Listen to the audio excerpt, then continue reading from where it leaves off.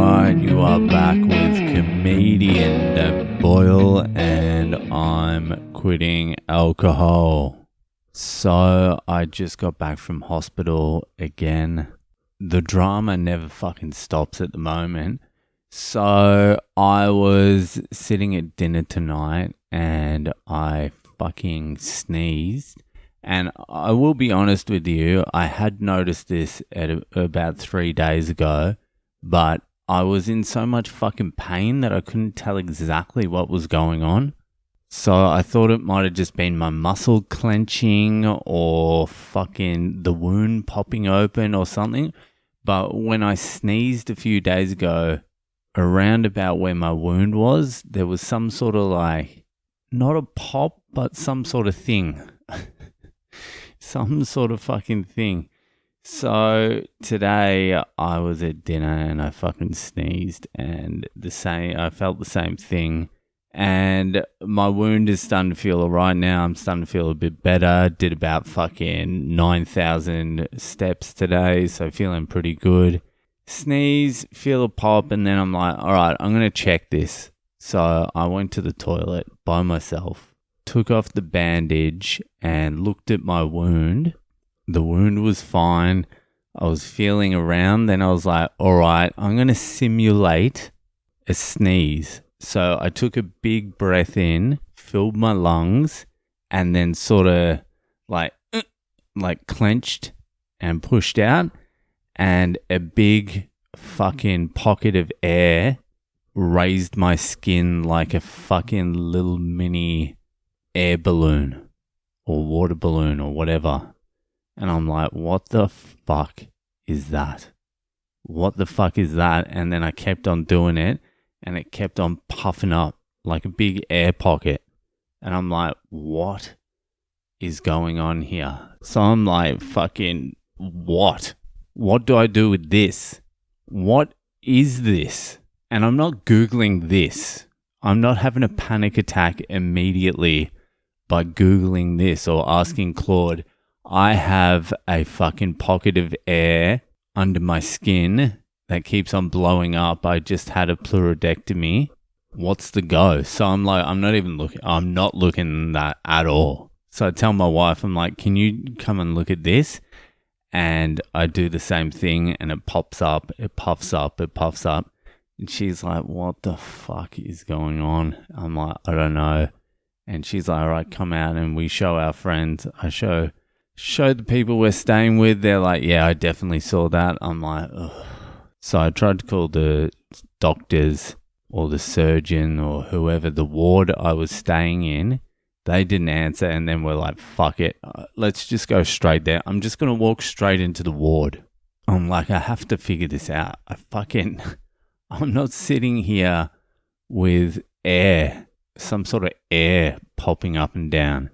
So we drive down to the hospital. I just walk straight into the ward. I'm like, hey, I've got air. That's pretty much what I said. I've got air. And the Filipino nurse was just like, no, you got to go to emergency. You got to go to emergency. And my wife was with me. And there was an Indian nurse on fucking duty. And the Indian nurse, and my wife gave the Indian nurse a smile. And then the Indian nurse was like, hold on, I'll call the doctor. We can't actually treat you. You do have to go through emergency, but I'll call the doctor and see if she'll see you and find out what's going on. And so this fucking Indian lady, the Filipino, wanted nothing to do with us. She was a little bit of a cunt the whole time anyway. The whole time I was there, she was coming in at nights and being a little cunty. There was a couple of cunty nurses and she was one of them.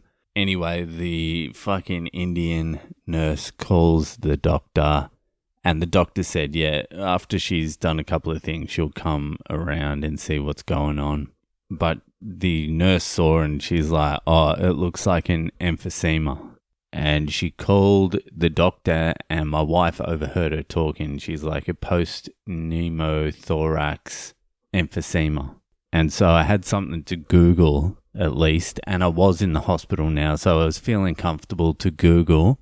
And the doctor did say she would come and see me for a minute. And so I started Googling, and I started Clauding, and Claude was like, this is common. An air pocket often gets caught in between or under the flesh.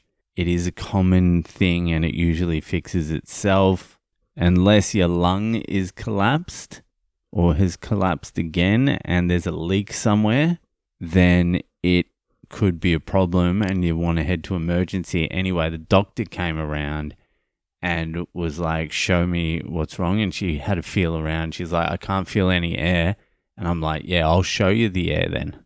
She was actually very nice, this doctor. And so I tried to show her and it wasn't popping up now. I'm like, oh my God, I've come all this way. And she's like, there's no air and I can't even show her the air. And she's like, well, I can't really feel anything, so I'll speak to my senior doctor and see what they recommend you do. And as soon as she walked away, I lifted up my shirt and I was like, I was showing my wife, I was like, fuck, it was working before. And then it started working again. So we got the doctor back in and I kept on blowing the bubble thing and she saw it. She's like, all right, yeah, I see what you're talking about. And then she went back to she disappeared for fucking half an hour and spoke to her senior advisor doctor, and they said, go down to emergency, get an x-ray, and then we can sort of see what's going on. But you don't seem to have a collapsed lung. You're not short of breath. You don't have any of those symptoms, so it will probably be fine, but it's just an x-ray.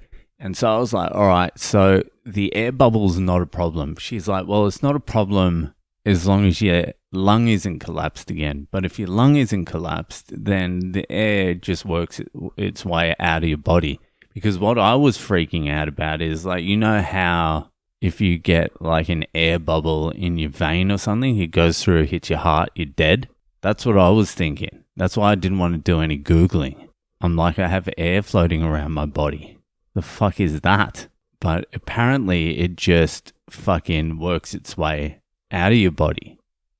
And so I said to her, I'm like, look, I'm feeling like I haven't got the stomach to go through emergency again. So I'm just going to go home and I'm just going to monitor the situation at home. I just don't have it in me to go back down to emergency, sit in emergency, go through triage, see a doctor, get fucking admitted back to the ward, and then get fucking treated. And that's what she said. That's the process that was going to have to happen.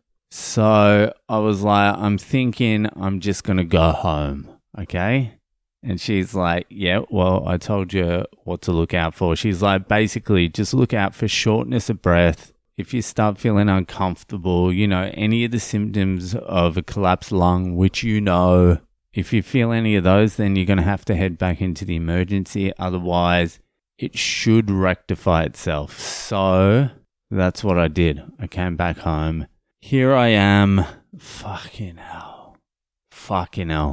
I tell you, it's not very exciting watching the side of your fucking hip blow up like a fucking balloon.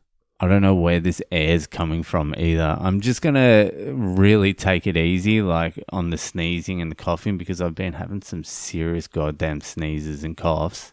And I'm just going to let it all heal. Let's heal now. And if anything starts happening, I'm just going to go to the fucking doctor. I'm going to go get an x-ray. I'm going to get a referral to the fucking emergency room again. Because if you go through a doctor, you get referred by a doctor. You don't have to pay shit to the hospital. And you go in a little bit faster because they already have all the stuff. So that's the game plan. I'm done. I don't know what this means with flying though. I definitely can't fly with an air pocket floating around wherever. I don't even know where. I don't know the source of the air pocket. So I need to fucking get that sorted. Anyway, I'm just going to monitor the situation and just fucking whatever. Anyway, I'm going to go to bed. That'll do for tonight, and I'll see you the fuck later. Enjoy your weekend, and I'll see you the fuck later. I know I missed the fucked up Friday, but I don't give a shit. Anyway, I'll see you the fuck later.